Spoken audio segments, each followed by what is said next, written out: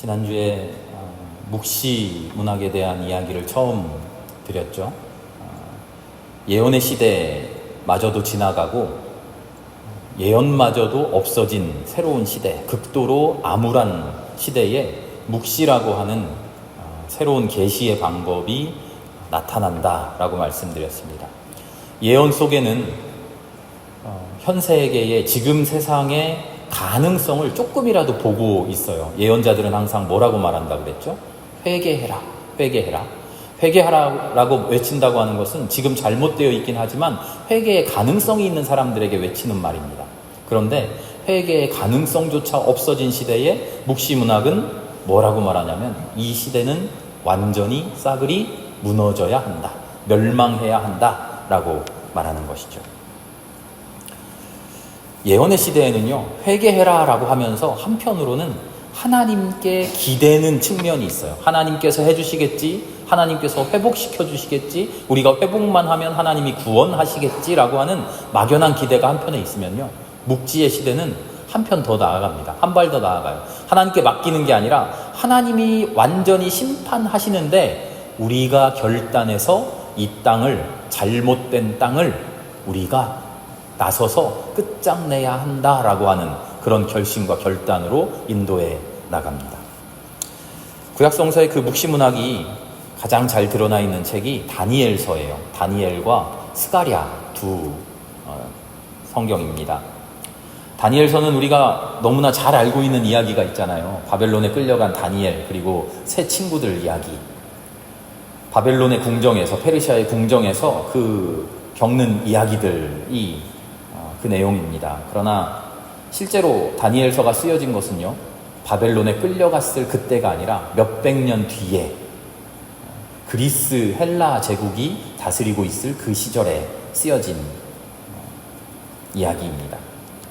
잠깐 이스라엘 역사 얘기를 하면요, 이스라엘이, 유다가 아시리아라고 하는 제국에 멸망당하고 바벨론이라고 하는 제국에 멸망당하고, 제국들은 제국들 나름대로 또 새로운 제국이 일어나서 그 옛날 커다란 제국들을 멸망시키잖아요.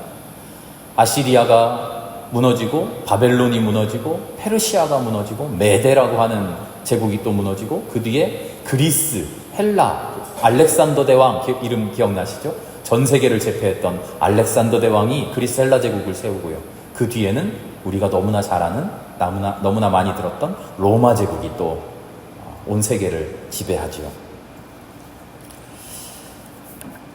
알렉산더 대왕이 온 세상을, 그 당시로 말하면 온 세상이죠. 우리 아시아까지는 못 왔으니까요. 그래도 중동까지는 거의 점령을 다 했는데요.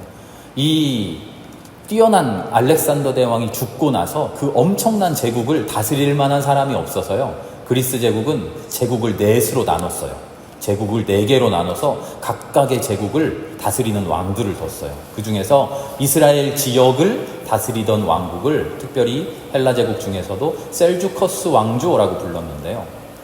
셀주커스 왕조의 안티오쿠스라고 하는 왕, 물론 다른 왕들도 다 그랬는데요, 특별히 안티오쿠스라는 왕 때가 되었을 때 이 왕은 이스라엘을 엄청나게 탄압해요. 특별히 종교를 대단하게 탄압합니다. 가톨릭 성경을 보면요, 우리가 보는 성경과 다르게 조금 다른 내용이 들어가 있어요. 그걸 뭐라고 부르는지 아세요? 외경이라고 부릅니다. 가톨릭 성경에 보면요, 토비트, 유디트, 마카베오 하는 우리 성경에는 들어와 있지 않은 다른 책들이 7개가 있는데요. 7권의 책들이 가톨릭 성경 안에 있어요. 이것은요, 거룩한 책들 중에, 신앙을 이야기하는 책들 중에 정경으로 분류될 정도는 아니지만 그래도 우리 신앙에 필요한, 우리 신앙에 도움을 주는 책입니다 라고 해서 정경을 벗어난 책이지만 우리가 같이 읽읍시다 라고 해서 외경이라고 합니다. 바깥 외자를 써서요, 정경에서는 벗어나 있지만 우리에게 필요합니다 라고 해서 가톨릭 성경 안에 들어와 있는데요, 그 중에 마카베오라고 하는 책 1장을 보면요, 셀주커스 왕조의 안티오쿠스 왕이 어떤 일을 저질렀는지 아주 상세하게 기록해놨어요. 제가 읽어드리겠습니다. 잘 들어보십시오. 그 후 안티오쿠스 왕은 온 왕국에 명령을 내려서 모든 사람은 자기 관습을 버리고 한 국민이 되어야 한다고 말했다. 이방인들은 모두 왕의 명령에 순종했고 많은 이스라엘 사람들도 왕의 종교를 받아들이고 안식일을 더럽히고 우상에게 제물을 바쳤다. 왕은 또 예루살렘과 유다의 여러 도시에 다음과 같은 칙령을 내렸다. 유다인들은 이교도의 관습을 따를 것, 성소 안에서 번제를 드리거나 희생제물을 드리거나 봉헌하는 예식을 하지 말 것, 안식일과 기타 축제를 지키지 말 것, 성소와 성직자들을 모독할 것, 이교의 제단과 성전과 신당을 세우고 제사 드릴 것, 돼지와 부정한 동물들을 희생제물로 잡아서 바칠 것, 아이들에게 할례를 주지 말 것, 온갖 종류의 음란과 모독의 행위로 스스로를 더럽힐 것, 이렇게 하여 율법을 저버리고 모든 규칙을 바꿀 것, 이러한 명령을 따르지 않는 자는 사형에 처한다. 물론 조금 과장이 되어 있겠고 좀 이스라엘의 입장에서 적어놓은 글이겠습니다만 이 당시에 이스라엘을 다스리던 제국의 탄압이 얼마나 대단했는지를 알 수 있는 이야기죠. 바로 이 시절에 다니엘서가 쓰여집니다. 방금 읽어드린 내용 중에 다니엘서에 나오는 이야기들이 언뜻 다 비치지 않나요? 다니엘에게 왕이 주는 음식만 먹어라 하는 그런 이야기라든지요. 바벨론 왕이 금신상을 세우고 여기에 절하지 않으면 풀무불에 던져버린다 하는 그런 이야기들. 이런 배경을 가진 이야기입니다. 참다 못한 유대인들은요, 이 셀주커스 왕조에 대항해서 독립투쟁을 벌입니다. 그것이 바로 마카베오 전쟁이에요. 방금 읽어드린 외경 책 이름이 뭐라 그랬죠? 마카베오라 그랬죠. 이 책이요, 그 독립전쟁을 이끌었던 마카베오라고 하는 지도자의 이야기를 쓴 책입니다. 예수님 오시기 166년 전, 그러니까 BC 166년에 독립전쟁을 시작해서 자그마치 25년 동안이나 전쟁을 벌이고요. 이 전쟁의 결과가 어떻게 됐을까요? 글쎄, 이 전쟁을 이스라엘이 이겨요. 그래서 바벨론에게 멸망당한 지 450년 만에 이스라엘의 나라를 새롭게 세웁니다. 이 나라를 하스모니아 왕조라고 해요. 그런데 이 나라도요, 450년 만에 나라를 되찾았으면 이 나라를 얼마나 잘 지켜갈 마음으로 부풀었을까요? 그럴 것만 같은데 신기하게도요, 사람은 참 교활하고 악랄한 것 같아요. 이렇게 나라를 되찾아 놓고요, 그 나라를 다스리는 위정자들이 서로 자기 사욕을 채우려고 하다가 80년도 안 돼서 다시 멸망당하고 맙니다. 로마 제국에 멸망당하고 말하죠. 그렇게 완전히 이스라엘이 이제 역사 속에서 사라져요. 그 이후에 독립은 언제 하냐? 1948년입니다. 2차 대전 이후에. 그러니까 하스모니아 왕조라고 하는 독립국가를 잠깐 세웠다가 2000년이 지난 후에야 독립하게 되는 것이죠. 다니엘서는 아까 독립운동, 독립전쟁, 마카베오 전쟁이라고 그랬죠. 마카베오 전쟁이 시작되기 직전에 최고의 핍박과 최고의 억압을 당하던 암담한 시절, 핍박만 당하던 게 아니라 이제 엄청난 반격을 준비하고 있던 그 시절에 쓰여진 책이에요. 그 옛날 바벨론에 끌려갔더라 라고 말해지는 몇백 년 전에 우리 조상 다니엘, 그 조상을 주인공으로 해서 앞으로 일어난 일들, 이렇게 될 거야, 세상은, 바벨론은 이렇게 될 거야, 페르시아는 이렇게 될 거야, 지금 우리를 다스리는 그리스는 자기들이 최고인 줄 알고 악랄하게 온 세상을 쥐락펴락하는 것 같지만 이렇게 될 거야, 마침내 하나님의 손에 심판당할 거야 하는 그 신앙의 고백을 다니엘 이야기 속에 적어놓은 것이죠. 그런데 아직 완벽한 묵시문학으로 완성되진 않아서요, 요한계시록처럼 처음부터 끝까지 막 철저하게 묵시적인 게 아니에요.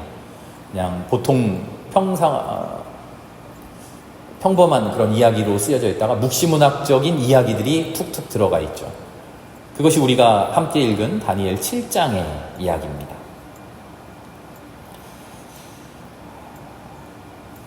중요한 이야기를 하고 싶은데, 너희들은 이제 멸망해 라고 하고 싶은데 대놓고 쓸 수가 없잖아요. 우리를 다스리고 있는 그리스, 우리를 억압하고 있는 셀주커스 왕조, 우리를 억압하는 앙티오쿠스 왕, 당신은 멸망합니다. 하나님이 당신을 심판합니다. 이 이야기를 쓸 수 없는데 쓸 수 없으니까, 대놓고 쓸 수 없으니까 그 옛날 다니엘의 이야기입니다. 우리 옛날 이야기예요 라고 가장해서 그 안에 다니엘의 꿈 이야기를 집어넣습니다. 바다에서 짐승 4마리가 차례차례 올라옵니다. 독수리 날개가 달린 사자, 곰, 머리가 4나 달린 표범, 뿔이 10개나 달린 용 같은 짐승, 이런 짐승들이 하나하나 올라옵니다. 이 짐승들이 위용을 떨치는 것만 같아요. 그러다가 가만히 보니 옛적부터 계셨던 옥좌에 앉으신 분이 싹 등장하시더니 온 세상을 호령하고 있는 이 짐승들을 하나하나 처참하게 살해합니다. 그리고 이 인자 같은 이가 권세를 잡는다 하는 이야기예요. 그 이야기도 혹시라도 트집 잡을까봐 어떻게 넣었어요? 꿈이라고, 이거 꿈이야 라고 그렇게 숨겨놓는 것이죠. 이 4짐승이 뭡니까? 세상을 호령하던 4제국을 뜻해요. 바벨론 이후 바벨론, 페르시아, 메데, 그리스, 헬라 제국이에요. 온 세상을 호령하면서 뽐내요. 사자만 돼도 무서울 텐데 독수리에 날개까지 달렸어요. 표범만 돼도 무서운데 머리가 4개나 달렸대요. 용 같은 짐승이면 다리가 후들후들 떨릴 텐데 머리에 뿔이 10개나 달렸대요. 자기들이 대단한 능력을 가지고 엄청난 힘과 권세를 가지고 세상을 지배하는 것 같지만 그 지배의 정체가 뭡니까? 잔혹한 짐승의 역사라고 폭로하는 거예요. 이들에게 지배당하고 억눌림 당하던 이들이 마침내는 어떻게 합니까? 옛적부터 계시던 분, 옥좌에 앉아 온 세상을 다스리는 분의 힘에 힘입어서 그 뿔들을 다 뽑아내고 정의로운 세상을 이룩한다는 거죠. 이 일이 언제 알려졌습니까? 이제 막 계시된 게 아니라 그 옛날 몇백 년 전에 다니엘이라고 하는 사람을 통해서 이미 몇백 년 전에 계시된 일이야 라고 이야기하는 겁니다. 이 책들을 읽으면서 이스라엘 사람들이 이 책들을 돌려 읽으면서 다니엘서를 함께 읽으면서 그래, 세상은 지금 짐승이 지배하는 세상 같지만 하나님이 마침내 이 세상을 짐승의 뿔을 뽑아 버리실 거야 하고 마음을 다잡았던 것이죠. 다니엘서를 읽는 백성들은요, 그 안에 하나님의 역사적인 요청을 듣는 거예요. 그 옛날 다니엘을 통해서 하나님이 이미 일어날 일을 다 만들어 놓으셨어. 그 뿔을 뽑아버릴 사람이 누굴까? 바로 우리지. 우리가 그 일을 해야지. 그 마음이 신앙으로 뜨겁게 끓어오르는 겁니다. 그래서 그들이 떨치고 일어나 마카베오 전쟁을 일으키고 독립전쟁을 마침내 승리로 가져가는 것이죠. 다니엘의 이야기를 읽으면요, 그냥 다니엘이라는 사람이 이렇게 살았대 라고 말하는 것 같지만 현실의 이야기를 계속 해주고 있어요. 다니엘에게 바벨론 왕이 뭐라고 합니까? 더러운 음식, 포도주로 유혹하죠. 은혜를 베푸는 척하면서 왕실에 온갖 좋은 것을 베풀어줘요. 오늘날의 이야기랑 너무 똑같지 않습니까? 세상이 우리를 유혹하죠. 세상에서 온갖 좋다고 하는 것, 이거 먹어봐, 얼마나 즐거워, 이러고 하면서 이런 거 누려봐, 얼마나 재미나. 그러나 그 일들이 우리의 영을 망치고 우리의 육을 망치고 우리의 삶을 파괴하는 줄 모르고 그 일들이 휩쓸려 간다는 거죠. 그러나 다니엘은 똑바로 영혼을 세우고 하나님이 주시는 음식으로만, 정결한 음식으로만 나를 먹이겠습니다.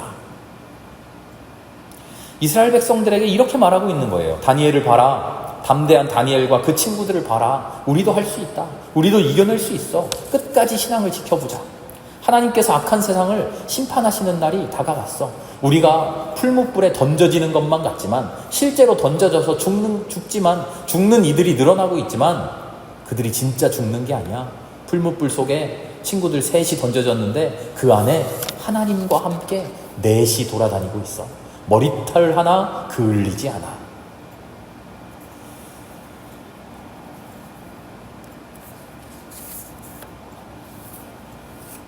현실을 바꿔내는 묵시의 힘인 것이죠. 이 세상을 하나님의 신앙으로 이겨내보자 하는 그 이야기가 다니엘서 안에 들어있어요. 다니엘서 말고 제가 아까 구약성경의 묵시가 특징적으로 나타난 게 다니엘과 또 다른 거 하나가 뭐라 그랬죠? 스가랴라고 그랬죠. 스가랴도 일반적인 예언서처럼 되어 있는데요. 스가랴서는 예언서와 묵시의 이행기, 그러니까 그 건너가는 그 중간 지점에 있어요. 그래서 예언서이기도 하고 묵시적인 모습이 드러나기도 합니다. 스가랴서 안에요, 현실을 바꿔내는 묵시의 엄청난 모습이, 가장 위대한 모습이 그 안에 들어있어요. 스가랴서는요, 이스라엘의 오래된 예언자 사상, 메시아 사상을 꿈으로 그려내요. 메시아 사상이 뭡니까? 세상이 어지러울 때, 세상이 힘들 때 하나님께서 보내신 구원자, 하나님께서 보내신 메시아, 기름 부음 받은 자가 우리를 구원한다. 어떻게 해요? 하나님의 나라를 세움으로써. 그 메시아라고 하는 것은 이제 히브리 말이고요. 이제 그리스 시대로 넘어가면서 공용어가 그리스어가 되면서 그리스어로 번역된 말이 뭐죠? 그리스도죠. 메시아가 똑같은 말입니다. 그리스도. 우리의 구원자, 주님의 기름 부음 받은 자. 어떻게 오십니까? 그 메시아가 하나님께서 이 땅을 심판하시고 하나님께서 이 땅을 구원하시는데, 하나님이 저 하늘에서 구름 위에 공중권세를 잡고 그렇게 나타나시는 게 아니라 인간의 형태, 하나님의 마음을 품은 사람, 하나님의 일을 행하는 자를 통해서 온다는 거예요. 그게 인자죠. 다니엘서에서 이야기하는 인자. 스가랴가 뭐라고 말하냐면요, 스가랴 6장에 이렇게 이야기해요. 나 만군의 주가 이렇게 말한다. 이 사람을 보아라. 그의 이름은 새싹이다. 그가 새싹처럼 돋아나 주의 성전을 지을 것이다. 위엄을 갖추고 왕좌에 앉아서 다스릴 것이다. 한 제사장이 그 왕자 곁에 설 것이며 이 두 사람이 평화롭게 조화를 이루며 함께 일할 것이다. 이 예언은요, 스룹바벨 총독과 대제사장 여호수아가 바벨론에서 돌아와서 우리의 두 지도자가 되어서 이 세상을 메시아처럼 구원할 것이다 라고 하는 묵시적인 예언이에요. 다윗의 자손이 우리를 구원한다 라고 하는 그 전통적인 이상을 아직 포기하지 못할 때예요. 스룹바벨 총독이 왕가의 손자였거든요. 그러다가 그 인간적인 소망, 메시아 사상이라고 하는 하나님 나라의 이상을 그래도 왕가가 이룰 거야 라고 하는 그 생각을 포기하지 못하다가 그 생각마저도 포기하고 새로운 길을 깨닫고 고백한 것이 스가랴 9장의 말씀이에요. 제가 읽어드리면 대번에 기억하실 겁니까? 이 말씀 하실 거예요. 스가랴 9장의 메시아 예언은 이렇습니다. 도성 시온아 크게 기뻐하여라. 도성 예루살렘아 환성을 올려라.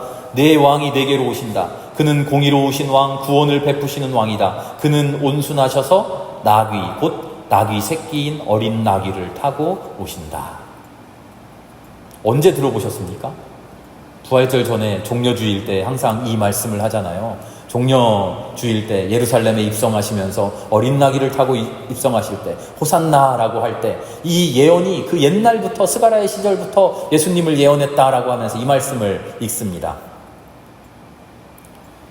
이 두 번째 메시아 예언이 스가랴의 시대에 사람들의 한 단계 성숙한 마음을 보여줘요. 왕족을 통해서, 왕가를 통해서 이 세상을 구원하신다라고 하는 사상이 아니라 의존적인 메시아 사상을 뛰어넘어서 민중이, 백성이 직접 하나님의 뜻을 이 땅에 이루자라고 하는 묵시적인 열망을 이 안에 담아놨어요. 왕족이, 귀족이, 대단한 사람이 개선 행진을 할 때 타고 오는 짐승이 뭐죠?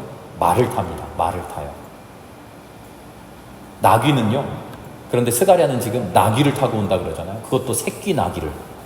나귀는 철저하게 백성들의 동물이에요. 민중들의 동물이에요.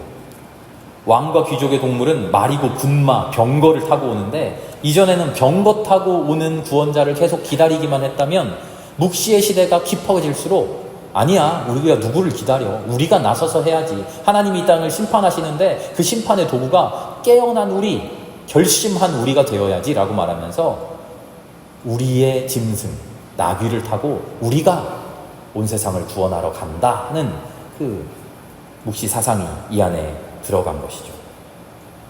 이스라엘 백성들이 이제까지는 누군가 왕족이, 영웅이, 히어로가 우리를 구원해 주겠지 하는 그런 희망 속에 수동적으로 매달리고 있다가, 아니야, 이제 우리 스스로가 구원자가 되어야 하나님의 말씀대로 우리가 이 세상을 심판해야 돼 라고 하는 묵시적인 소망을 품게 되었다는 거죠.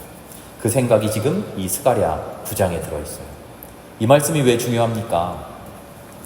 다니엘서를 읽으면서 이 세상을 다스리고 있는 지금 이 포악한 나라들이, 이 대제국들이 영원할 것 같지만, 그들의 능력이, 그들의 힘이 엄청날 것 같지만, 하나님이 오시면 그 뿔을 꺾으시고 그들을 심판하신다 라고 하는 그 말씀 가지고 독립전쟁을 일으키고 실제로 독립국가를 이룬 것처럼 이 스가랴의 예언도 현실로 이루어져요. 어떻게 이루어집니까?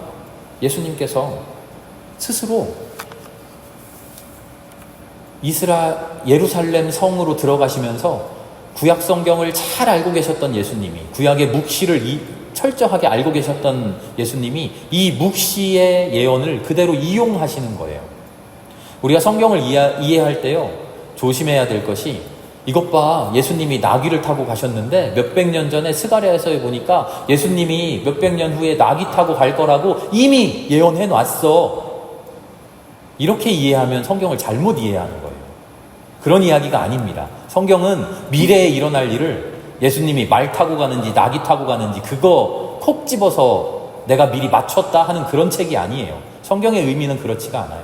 스가랴를 통해서 수많은 사람들이 나귀라고 하는 말을 타는 히어로가 아니라, 영웅이 아니라 나귀를 타는 우리 민중이, 우리의 힘이, 하나님의 뜻을 받은 우리가 스스로 하나님의 나라를 이룩하자라고 하는 그 충만한 마음을 잘 알고 있었던 예수님이, 봐라, 그 일을 행하는데 내가 앞장서서 할 거야, 나를 따라오면 돼 라고 하면서 그 옛날 묵시를 예수님이 지금 스스로 실현하시는 거예요.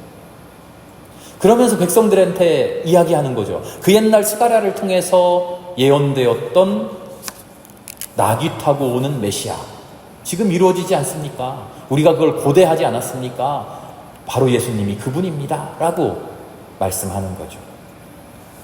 예수님이요, 나를 통해서 구원을 얻어라, 나를 봐라, 그 옛날 스가랴를 통해서 예언했던, 스가랴가 묵시를 통해서 보여줬던 하나님의 나라를 이루어가야 할 하나님 백성들, 믿음의 백성들, 그게 누구냐? 내가 그 선봉이 되어서 나귀 타고 간다. 너희들도 나귀 타고 가자. 우리가 스스로 구원자가 되자. 나를 따라서, 예수님이 뭐라 그럽니까? 바울로 넘어오면서 살짝 그 믿음의 내용이 바뀌긴 합니다만, 복음서를 보면 예수님이 나를 믿고 구원받아라 그럽니까? 나를 신으로 숭배하고 예수교를 세워라 그럽니까? 아니에요. 예수님의 명령은 항상 동일해요. 자기 십자가를 지고 나를 따라와라. 똑같은 말씀이에요. 내가 나귀 타고 가는 것처럼 너도 나귀 타고 와라. 그 근간에 뭐가 있습니까? 스가랴를 통해서, 이 묵시를 통해서 많은 민족이 마음속에 신앙으로 끌어올랐던 그 마음, 그거를 다시 불지피시는 거죠. 묵시를 통해 이스라엘 백성들의 영 속에 형성되었던 그 힘을 현실화시키는 겁니다. 묵시는 이렇게 신앙이 가지고 있는 가장 강력한 힘이에요. 그 힘이, 그래서 신앙이 없어진 것만 같았던, 말살된 것만 같았던, 이스라엘은 사라지고 하나님의 백성 끝장났어, 그런 것만 같았던 그 속에서 갑자기 예수님을 통해서 펑 하고 터져나는 것이죠. 우리가 삶의 현실 속에서 하나님 나라를 소망하잖아요. 꿈꾸고 상상하잖아요. 그런데 그거는 또 한편으로의 상상이고 한편으로의 소망입니다만, 세상을 바라보면 암울하잖아요. 하나님의 세상이 과연 이루어질까? 교회에 나와서는 하나님 이 땅을 다스려 주십시오라고 기도하지만 교회 문을 닫고 우리 세상으로 나가면 과연 그게 될까라고 좀 절망스럽기도 하잖아요. 그 둘 사이를 이어주는 힘이 바로 이 예언의 힘, 묵시의 힘인 것이죠. 이 예언의 시대를 지나서 묵시의 시대까지 살펴봤어요. 묵시 문학은요, 많이 남아있지 않아요. 다니엘의 일부, 스가랴의 일부 남아있어요. 왜냐하면 그만큼 암담한 시절이었기 때문에 남아있는 증언도 암담하죠. 그러나 사라지지 않고 남겨져 있던 그 신앙의 힘이 응축되고 응축되어서 폭발하기 일보 직전이던 그 힘이 언제? 예수님을 통해서 이제 터져 나오는 겁니다.